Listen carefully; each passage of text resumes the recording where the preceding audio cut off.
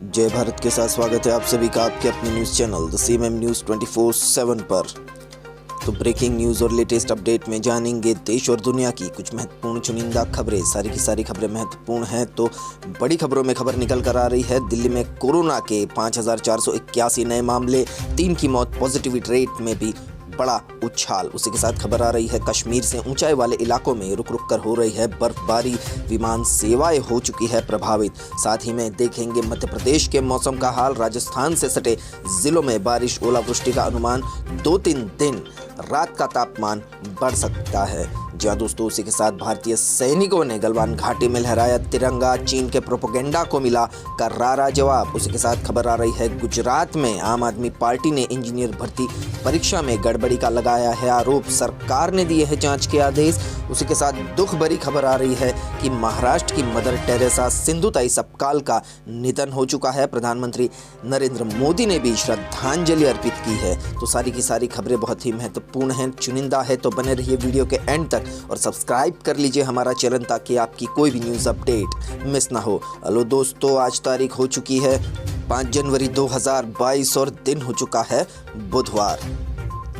तो पहली बड़ी खबर में खबर आ रही है, महाराष्ट्र की मदर टेरेसा कही जाने वाली सिंधुताई सपकाल का निधन हो चुका है। प्रधानमंत्री मोदी ने भी श्रद्धांजलि दी है। जी हाँ दोस्तों, सिंधुताई सपकाल बहुत ही मानदायक व्यक्तित्व है। उन्होंने 400 अनाथों को शरण दी थी, उन्हें गोद लिया था। क्या कुछ है खबर में जानेंगे। बहुत ही दुखद खबर आ रही है, उनका निधन हो चुका है कल हार्ट अटैक के कारण।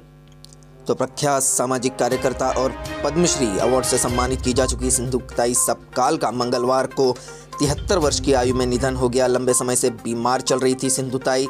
निधन दिल का दौरा पड़ने की वजह से हुआ। प्रधानमंत्री नरेंद्र मोदी ने भी सिंधुताई सपकाल के निधन पर दुख प्रकट किया और उनके परिजनों के प्रति संवेदना व्यक्त की। आपको बता दें कि सिंधुताई को महाराष्ट्र की मदर टेरेसा कहा जाता है। उन्होंने अपनी पूरी जिंदगी में अनाथ बच्चों की सेवा ही की है, अनाथ बच्चों की सेवा में पूरी जिंदगी गुजार दी है। उन्होंने लगभग 1400 अनाथ बच्चों को गोद लिया है। करीब 1 माह से वे गैलेक्सी अस्पताल में भर्ती थी।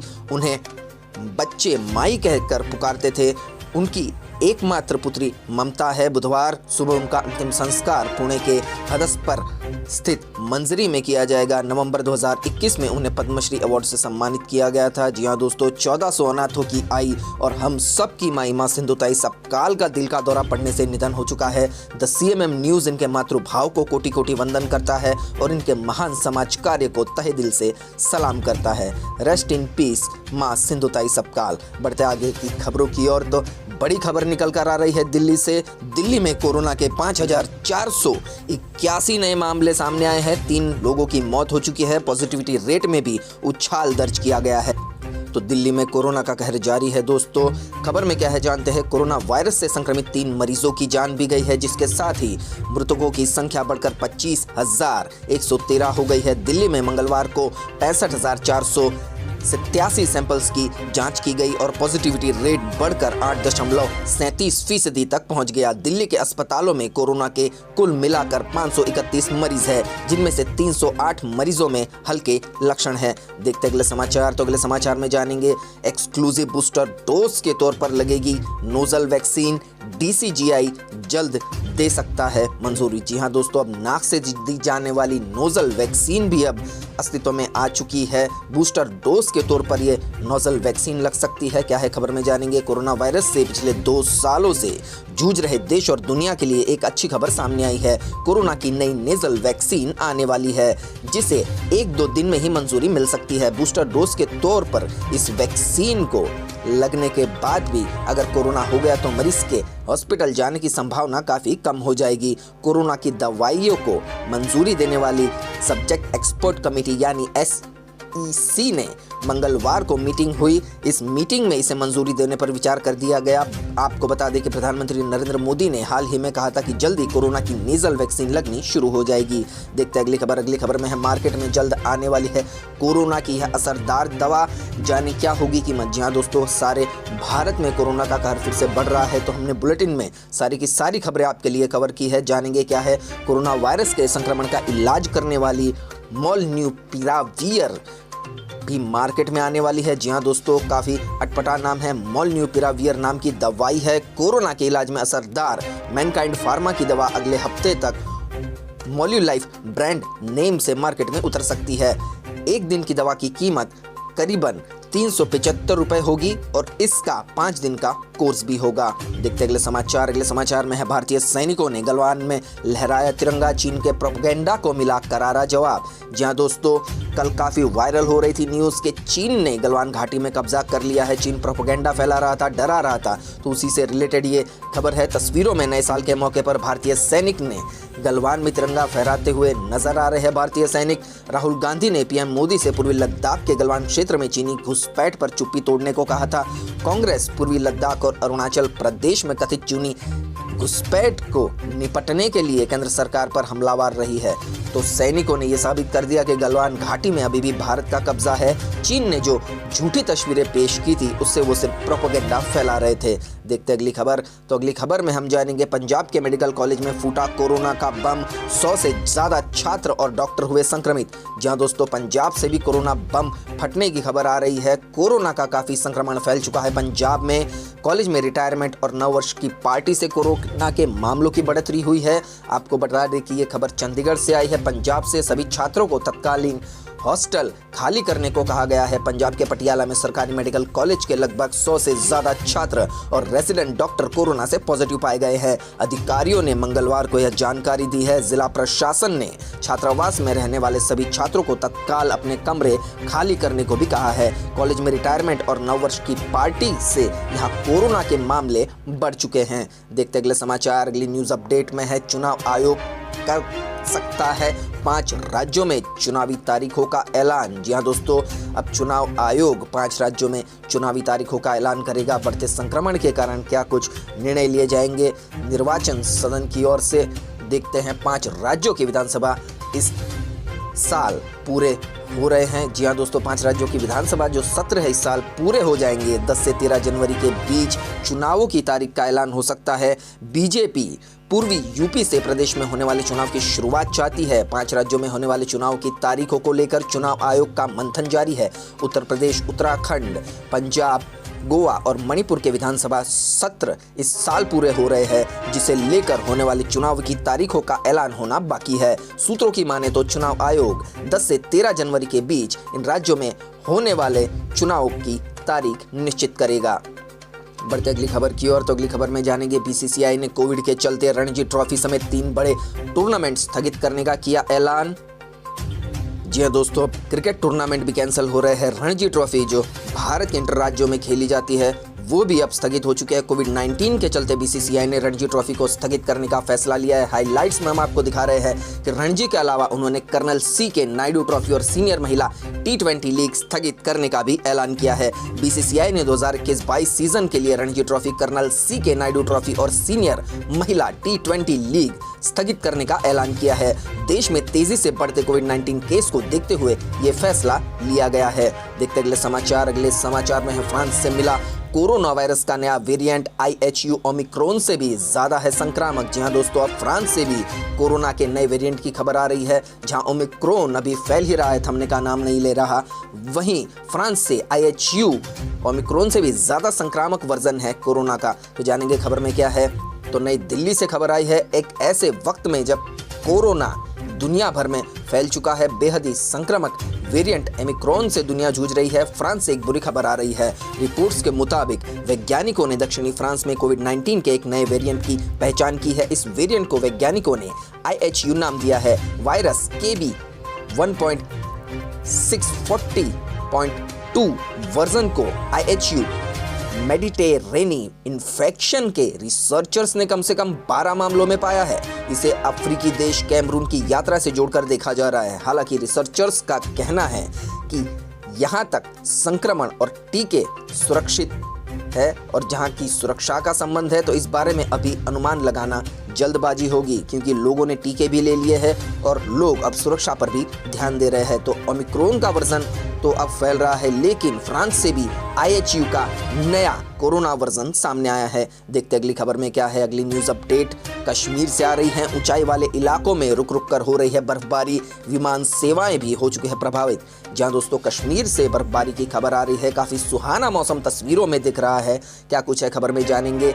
गुलमर्ग में न्यूनतम तापमान 0 से नीचे 5.0 डिग्री सेल्सियस दर्ज किया गया है। श्रीनगर से संचालित होने वाली 16 उड़ानें रद्द कर दी गई है। जहां दोस्तों कश्मीर में मंगलवार को ताजा बर्फबारी होने के कारण कई उड़ानें रद्द करनी पड़ी। सड़कों से भी बर्फ हटाने का काम जारी है। अधिकारियों ने बताया कि सोमवार से घाटी के ऊंचाई वाले क्षेत्रों में रुक रुक कर बर्फबारी हो रही है। वहीं जम्मू कश्मीर की ग्रीष्मकालीन राजधानी श्रीनगर में साल की पहली बर्फबारी हुई है। बर्फबारी और कम दृश्यता के कारण कश्मीर में आने जाने वाली उड़ानें प्रभावित हुई है। जी हां दोस्तों, बर्फबारी के कारण विजिबिलिटी लेवल काफी कम हो चुका है, कुछ दिखता नहीं है और हवाओं में तो ज्यादा बादल होने के कारण फ्लाइट उड़ाना भी मुश्किल होता है। इसलिए कई फ्लाइट्स, कई उड़ानें रद्द कर दी गई है। देखते अगली न्यूज अपडेट में क्या है। तो अगली न्यूज अपडेट में प्रधानमंत्री नरेंद्र मोदी बुधवार यानी कि आज करेंगे दिल्ली अमृतसर कटरा एक्सप्रेसवे का शिलान्यास। जहां दोस्तों प्रधानमंत्री नरेंद्र मोदी जम्मू कश्मीर, उत्तर प्रदेश और त्रिपुरा, असम के बाद अब होशियारपुर से निकलने वाली जो भी दिल्ली अमृतसर कटारा एक्सप्रेसवे का शिलान्यास करने वाले हैं। जी हां दोस्तों, खबर में क्या जानेंगे। पीएम मोदी मुकेरिया तलवाड़ा नई बड़ी रेलवे लाइन का शिलान्यास करेंगे। पीएम मोदी ने कपूरथला और होशियारपुर में 2 नए मेडिकल कॉलेजों का भी शिलान्यास करेंगे। प्रधानमंत्री मोदी बुधवार यानी कि आज दिल्ली अमृतसर कटरा एक्सप्रेसवे का शिलान्यास करेंगे। इससे प्रमुख सिख धार्मिक स्थलों को बेहतर कनेक्टिविटी प्राप्त होगी। इसके अलावा वैष्णो देवी पहुंचना भी आसान हो जाएगा। प्रधानमंत्री नरेंद्र मोदी 5 जनवरी फिरोजपुर पंजाब का दौरा करेंगे और दोपहर लगभग 1 बजे 42,750 करोड़ रुपए से अधिक लागत वाली विभिन्न विकास परियोजनाओं का शिलान्यास भी करेंगे। इन परियोजनाओं में दिल्ली अमृतसर कटरा एक्सप्रेसवे, अमृतसर ऊना खंड को 4 लेन में बदलना, मुकेरिया तलवाड़ा नई बड़ी रेलवे लाइन, फिरोजपुर में PGI सैटेलाइट सेंटर तथा कपूरथला और होशियारपुर में 2 नए मेडिकल कॉलेज भी शामिल है। तो इन सब का उद्घाटन पीएम मोदी करने वाले हैं। बढ़ते अगली न्यूज अपडेट की ओर। तो अगली खबर में जानेंगे यूपी में ब्राह्मण वोटरों को साधने की तैयारी कर रही है बीजेपी। लोगों से घर घर जाकर मुलाकात करेंगे केंद्रीय मंत्री। जहां दोस्तों बीजेपी अब ब्राह्मण वोटरों को लुभाने की फिराक में है। क्या कुछ है खबर में जानेंगे। बीजेपी ने यूपी के करीब 300 विधानसभा सीटों की पहचान की है। इन सीटों पर ब्राह्मण वोटरों की संख्या 10,000 से ऊपर है। विपक्ष झूठ फैला रहा है कि यूपी सरकार से ब्राह्मण समाज नाराज है, ये बीजेपी का कहना है। बीजेपी यूपी में जनवरी के दूसरे हफ्ते से ब्राह्मण वोटरों को साधने की और उनकी नाराजगी दूर करने के लिए अभियान शुरू करेगी। इसके लिए बीजेपी ने यूपी के करीब 300 विधानसभा सीटों की पहचान की है, जहां ब्राह्मण वोटरों की संख्या 10,000 से ऊपर है। इन सीटों पर ब्राह्मण बीजेपी सम्मेलन, प्रबुद्ध सम्मेलन, छोटे बड़े सम्मेलन, जन संपर्क और door to door campaign BJP करने वाली है। तो ब्राह्मण वोटरों को साधने की तैयारी पूरी तरह से बीजेपी कर चुकी है। बढ़ते अगली खबर की ओर। तो अगली खबर में है बुलीबाई ऐप को लेकर गिटहब ने दी सफाई, भारत की पुलिस की मदद के लिए है तैयार। जहां दोस्तों काफी चर्चा में आई थी एप्लीकेशन, जहां पर ह्यूमन ट्रैफिकिंग, छोटी छोटी बच्चियों को बेचना वगैरह शामिल था। क्या कुछ है खबर में जानेंगे। बुल्लीबाई नाम से पेज गिटहब पर बनाए गए थे। मुंबई पुलिस ने कैलिफोर्निया बेस्ड एप्लीकेशन गिटहब से जवाब मांगा है। गिटहब ने दिल्ली पुलिस को जवाब नहीं दिया था। मुस्लिम महिलाओं के फोटो की नीलामी करने वाली बुलीबाई ऐप के मामले में मुंबई पुलिस साइबर सेल ने सोमवार को बेंगलुरु से इंजीनियरिंग की पढ़ाई कर रहे एक 21 साल के आरोपी युवक को हिरासत में ले लिया था। हालांकि मुंबई पुलिस ने आरोपी की पहचान का खुलासा नहीं किया है। आपको बता दें कि साथ ही वह बुलीबाई ऐप के 5 फॉलोवर्स में से एक बताया गया है। उसमें मुंबई के भी कई लोग शामिल हैं, लेकिन फिलहाल इस एक ही इंसान की, इस युवक की पहचान हुई है और उसे मुंबई लाया गया है। बढ़ते अगली खबर की और। अगली खबर में जानेंगे कोरोना के बढ़ते संक्रमण को देखते हुए दिल्ली में वीकेंड कर्फ्यू, सरकारी दफ्तरों में लागू हुआ वर्क फ्रॉम होम। जहां दोस्तों दिल्ली में अब वीकेंड कर्फ्यू और सरकारी अस्पतालों,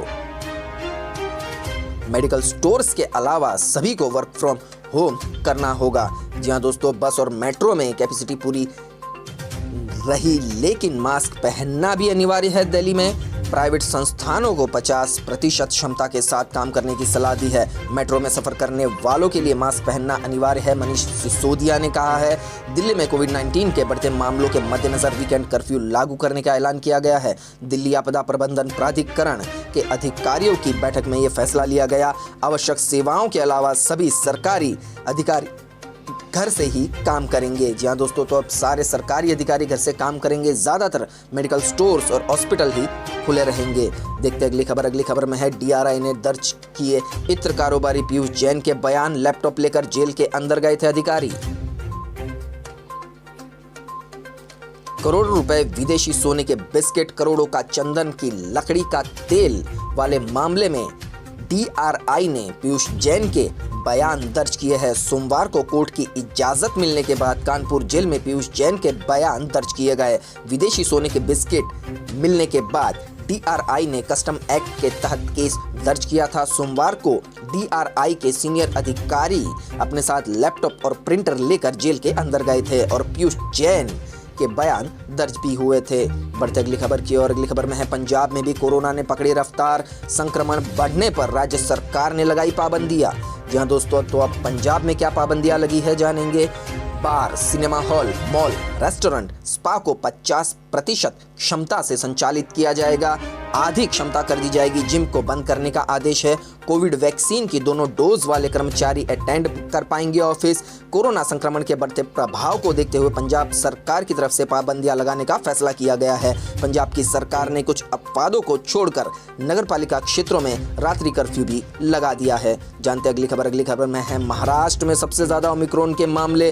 देश भर में 1892 लोग हो चुके हैं संक्रमित। जहां दोस्तों महाराष्ट्र से काफी मामले सामने आ रहे हैं। ओमिक्रॉन के मामले हैं, जानेंगे ओमिक्रॉन के अब तक 1892 मामले सामने आ चुके हैं। महाराष्ट्र में सबसे अधिक 568 मामले सामने आए हैं। दिल्ली में 382, केरल में 185, राजस्थान में 174 मामले सामने आए। देश के 23 राज्यों केंद्र शासित प्रदेशों से कोरोना वायरस के नए स्वरूप ओमिक्रॉन के अब तक 1892 मामले सामने आ चुके हैं। तो अगली खबर में जानेंगे आईआईटी खड़गपुर से भी कोरोना की खबर आ रही है। आईआईटी खड़गपुर में कोरोना विस्फोट, 31 छात्रों और कर्मचारियों की रिपोर्ट पॉजिटिव, सभी को आइसोलेट किया गया है। जहां दोस्तों आईआईटी खड़गपुर में भी अब कोरोना ब्लास्ट हो चुका है। काफी लोग कोरोना संक्रमित पाए गए हैं। काफी तेजी से फैल रहा है ओमिक्रॉन का ये वेरिएंट। आइसोलेट किए गए छात्रों को आईआईटी कैंपस के सर आशुतोष मुखर्जी हॉल में रखा गया है। देश के सबसे प्रतिष्ठित इंजीनियरिंग संस्थान आईआईटी खड़गपुर में भी कोरोना का बम फूटा है। यहाँ कोरोना जांच की रिपोर्ट आने के बाद हड़कंप मच गया है। जांच में 31 छात्र और कर्मचारियों की रिपोर्ट पॉजिटिव आई है। कोरोना संक्रमित छात्रों को आइसोलेट कर दिया गया है। आइसोलेट किए गए छात्रों को आईआईटी कैंपस के सर आशुतोष मुखर्जी हॉल में रखा गया है। आपको बता दें कि देश में कोरोना वायरस संक्रमण काफी तेजी से फैल रहा है, जिससे अब आईआईटी खड़गपुर भी अछूता नहीं रहा। इस फैलाव के लिए मुख्य तौर पर कोरोना के नए वेरिएंट ओमिक्रॉन को जिम्मेदार ठहराया जा रहा है। आगे की खबर में जानेंगे दिल्ली के मुख्यमंत्री अरविंद केजरीवाल भी कोरोना से संक्रमित हो चुके हैं। खुद को होम आइसोलेट किया है अरविंद केजरीवाल ने। जी हाँ दोस्तों, दिल्ली के मुख्यमंत्री अरविंद केजरीवाल को भी कोरोना हुआ है।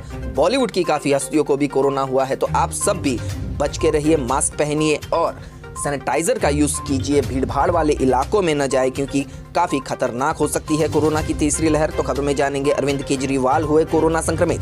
केजरीवाल ने ट्वीट करके दी कोरोना संक्रमित होने की जानकारी। उन्होंने संपर्क में आए लोगों से भी टेस्ट करवाने की अपील की है। दिल्ली के मुख्यमंत्री अरविंद केजरीवाल कोरोना से संक्रमित हो गए हैं दोस्तों।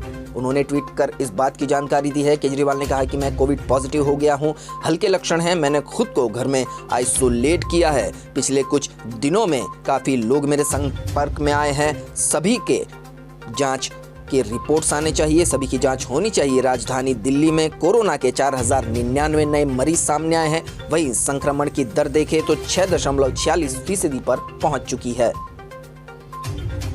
तो अगली खबर आ रही है पंजाब की पॉलिटिक्स से। सिद्धू पर बिफरे डिप्टी सीएम रंधावा, कहा अगर वे गृह विभाग चाहते हैं तो मैं उसे छोड़ने को तैयार। जी हाँ दोस्तों, नवजोत सिंह सिद्धू कांग्रेस की पॉलिटिक्स में क्या कर रहे हैं कुछ समझ में नहीं आ रहा। काफी असंतुष्ट दिख रहे हैं। पहले तो उन्होंने अरविंदर सिंह का इस्तीफा दिलवाया। चन्नी के मुख्यमंत्री बनने के बाद भी काफी बयानबाजी करते नजर आ रहे हैं। अकाली नेता विक्रम सिंह मजेठिया को गिरफ्तार नहीं कर पाने पर सवाल उठा रहे हैं सिद्धू। अब तक आराम से नहीं बैठूंगा जब तक मजीठिया को गिरफ्तार नहीं कर लिया जाता। सिद्धू ने यह बयान दिया। पंजाब के उप मुख्यमंत्री सुखजिंदर सिंह रंधावा ने सोमवार को कहा कि अगर कांग्रेस के प्रदेश अध्यक्ष नवजोत सिंह सिद्धू गृह विभाग अपने लिए चाहते हैं तो वह उसे छोड़ने की तैयारी कर रहे हैं। आपको बता दें कि रंधावा का यह बयान ऐसे समय आया है जब हिंदू अकाली दल नेता विक्रम सिंह मजीठिया को गिरफ्तार नहीं कर पाने को लेकर नवजोत सिंह सिद्धू ने अपनी ही पार्टी पर सवाल उठाया है। मजीठिया के खिलाफ स्वापक औषधि एवं मन प्रभावी पदार्थ कानून के तहत एक मामला दर्ज किया गया है। जी हां दोस्तों, तो नवजोत सिंह सिद्धू अब किस तरह की पॉलिटिक्स खेल रहे हैं ये तो वक्त ही बताएगा। फिलहाल बढ़ते अगली खबर की ओर। अगली खबर में जानेंगे ओमिक्रॉन से ठप हुआ कनाडा का सबसे बड़ी आबादी वाला राज्य। ओंटारियो स्कूल, रेस्टोरेंट और जिम हुए बंद। जी हां दोस्तों, तो अब कनाडा से भी सबसे ज्यादा मामलों की खबर आ रही है कोरोना के। क्या कुछ है खबर में जानेंगे। ओमिक्रॉन की वजह से कनाडा में एक बड़ी आबादी प्रभावित होने की संभावना है। नए आदेश में जरूरी सामानों की दुकानों को 50% क्षमता के साथ खुला रखा जाएगा। आने वाले दिनों में 1 लाख से ज्यादा नए केस आने का अनुमान है। आपको बता दें कि कनाडा के सबसे अधिक आबादी वाले प्रांत ओंटारियो में सभी स्कूलों को बंद करने का निर्देश दिया गया है। यह निर्णय कोरोना के नए वेरिएंट ओमिक्रॉन ने बढ़ते संक्रमण के मद्देनजर लिया गया है। ओमिक्रॉन के संक्रमण को मद्देनजर सारा कनाडा अब प्रभावित होने की चपेट में आ गया है। तो उन्होंने वहां पर स्कूल वगैरह बंद कर दिए हैं दोस्तों। ओंटारियो से ये खबर आ रही है, स्कूलों को ऑनलाइन चलाने का निर्देश दिया गया है। बढ़ते अगली खबर की ओर। अगली खबर में है, देश को मिला एक और शेड्यूल्ड बैंक। रिजर्व बैंक ने एयरटेल पेमेंट बैंक को लिस्ट में किया शामिल। तो रिजर्व बैंक ने एयरटेल पेमेंट बैंक को लिस्ट में शामिल किया है। शेड्यूल्ड बैंक के क्या होती है शेड्यूल्ड बैंक, बताते हैं आपको। भारत में बैंकों को शेड्यूल्ड और नॉन शेड्यूल्ड बैंकों में बांटा जाता है। जिन बैंकों को आरबीआई अधिनियम 1934 की द्वितीय अनुसूची में शामिल किया गया है उनको अनुसूचित बैंक शेड्यूल्ड बैंक कहा जाता है। अनुसूचित बैंक का दर्जा पाने के लिए बैंक को अपनी आर्थिक स्थिति और ग्राहकों के साथ काम करने के तरीकों को लेकर कुछ खास शर्तों को पूरा करना पड़ता है। तो अब एयरटेल भी इस शेड्यूल्ड बैंक में आ गई है। इस अनुसूची में शामिल बैंक आरबीआई से बैंक दर पर कर्ज पा सकते हैं, बैंक क्लियरिंग हाउस की सदस्यता ले पाते हैं। इसके अलावा रकम जुटाने और बैंकिंग कार्य में उनको कई अन्य सहूलियत भी प्राप्त होती है। तो एयरटेल भी अब इन शेड्यूल्ड बैंकों में आ चुका है। बढ़ते अगली खबर की ओर। तो अगली खबर में जानेंगे अब मौसम का हाल। जी हाँ दोस्तों, खबरों का सिलसिला जारी है। फिलहाल बात कर लेते हैं मौसम की। क्या कहता है भारत का मौसम। तो एमपी से खबर आ रही है, एमपी में बारिश के साथ ओले गिरेंगे। पाकिस्तान से आ रही हवाओं का असर, भोपाल इंदौर में गरज चमक के साथ पानी बरसेगा। जी हाँ दोस्तों, एमपी में फिर ओलों की बारिश होगी। 6 और 7 जनवरी को सबसे ज्यादा असर देखने को मिलेगा। भोपाल में पहले और इंदौर में बाद में बारिश दर्ज की जाएगी। मध्य प्रदेश में बारिश शुरू होने जा रही है। अगले 24 घंटों के दौरान पश्चिमी राजस्थान में चक्रवात सक्रिय होने की संभावना है। इससे सटे इलाकों में यानी कि एमपी जिलों के नीमच और श्योपुर के रास्ते बादल प्रदेश में जाएंगे। इससे 10 जनवरी तक प्रदेश के विभिन्न हिस्सों में बारिश होती रहेगी। कुछ जगहों पर ओले भी गिर सकते हैं। इस दौरान भोपाल और इंदौर में गरज चमक के साथ बारिश होगी। आपको बता दें कि मौसम वैज्ञानिक वेद प्रकाश सिंह ने बताया कि पाकिस्तान से आ रही नम भरी हवाएं काफी नीचे होने से ट्रफ लाइन के रूप में है। 5 जनवरी से पश्चिमी राजस्थान के आसपास चक्रवात का निर्माण होगा और इसी के कारण एमपी के कई हिस्सों में ओले गिरने की संभावना होगी। आगे की खबर में जानेंगे मौसम की दास्तान। हिमाचल में कैसा है मौसम। 2 दिन भारी बारिश और बर्फबारी का अलर्ट है हिमाचल प्रदेश में। 9 जनवरी तक खराब रहेगा मौसम। जहाँ दोस्तों आप चारों तरफ बर्फ की चादर तस्वीरों में देख सकते हैं। काफी खूबसूरत मौसम हो चुका है, लेकिन इसके साथ ही खतरा भी है। अलर्ट भी जारी किया गया है। मौसम विज्ञान केंद्र शिमला के निदेशक सुरेंद्र पॉल ने बताया कि 9 जनवरी तक प्रदेश में 2 पश्चिमी विक्षोभ सक्रिय होंगे। येलो अलर्ट के बीच 5 और 6 जनवरी को कई क्षेत्रों में हिमाचल के बर्फबारी भी होगी। तो अब जानते हैं मध्य प्रदेश और राजस्थान का मौसम। ओलावृष्टि की बात हमने कर दी है, तो राजस्थान और मध्य प्रदेश में फिर से मौसम बदलेगा। इसके असर दिखने लगे हैं। बारिश की संभावनाएं भी जताई जा रही है। मंगलवार की बात करें तो सुबह दिल्ली की एयर क्वालिटी काफ़ी खराब श्रेणी में पहुंची। दिल्ली में काफ़ी हवाओं का प्रॉब्लम, प्रदूषण का प्रॉब्लम रहता ही है, आप सभी जानते हैं। तो system of air quality and weather forecasting and research यानी कि सफर के मुताबिक दिल्ली की वायु गुणवत्ता सूचकांक मंगलवार सुबह 369 मापी गई, जो बहुत खराब श्रेणी में था। मौसम विज्ञान विभाग के अनुसार मंगलवार आंशिक रूप से बादल छाने और अधिकतम तापमान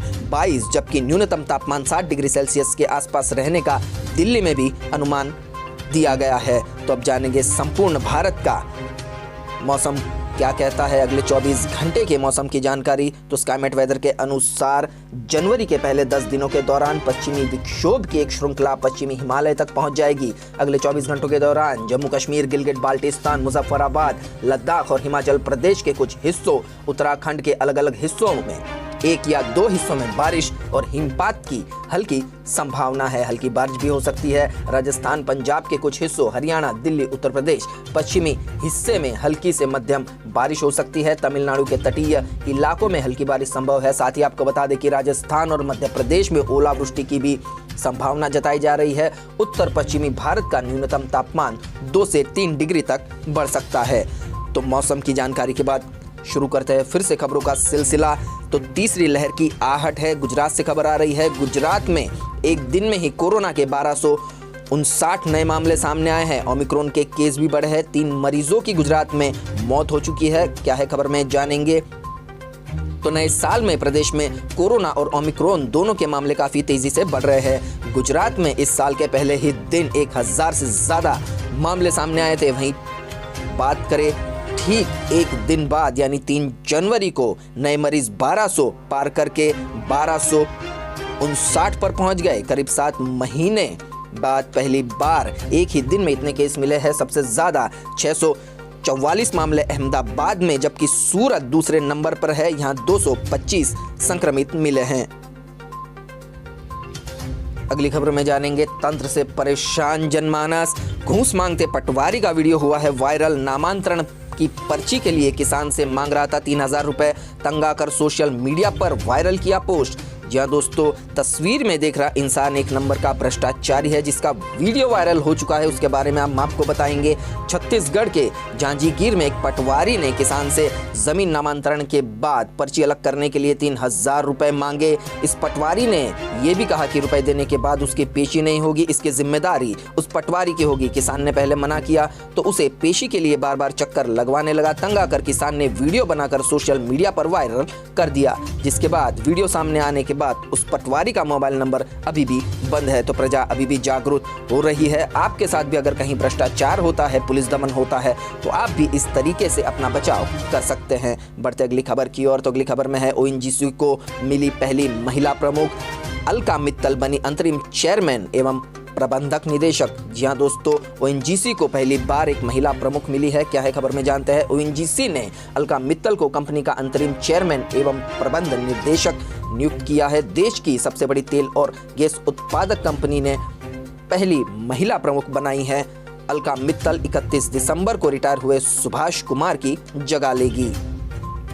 इस खबर में जानेंगे विधानसभा में मनीष सिसोदिया का बयान। नई शराब नीति की वजह से बंद हुआ भाजपा का कमीशन, रुकी 3500 करोड़ की चोरी। जी हां दोस्तों, काफी समझदारी भरा बयान दिया है मनीष सिसोदिया ने। क्या है खबर में जानेंगे। उप मुख्यमंत्री मनीष सिसोदिया ने कहा कि देश में कुछ राज्यों में शराब बैन है, जैसे गुजरात में शराब बंद है। 10,000 करोड़ का राजस्व जो गुजरात सरकार को मिलना चाहिए था, वो वहां के भाजपा नेता कमा रहे हैं। जी हां दोस्तों, गुजरात में अभी भी अवैध शराब काफी पैमाने पर बिकती है। जो भी गुजरात में रहते हैं या रह चुके हैं उन्हें मालूम है, गुजरात में शराब बंदी है, फिर भी ब्लैक मार्केट में शराब काफी ऊंचे भाव में बेची जाती है।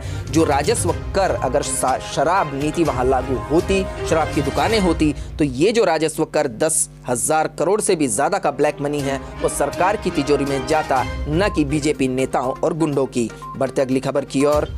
कोरोना से रिलेटेड यूपी से खबर आ रही है। कोरोना से रिलेटेड यूपी में 10वीं तक के सभी स्कूल 14 तक बंद रहेंगे।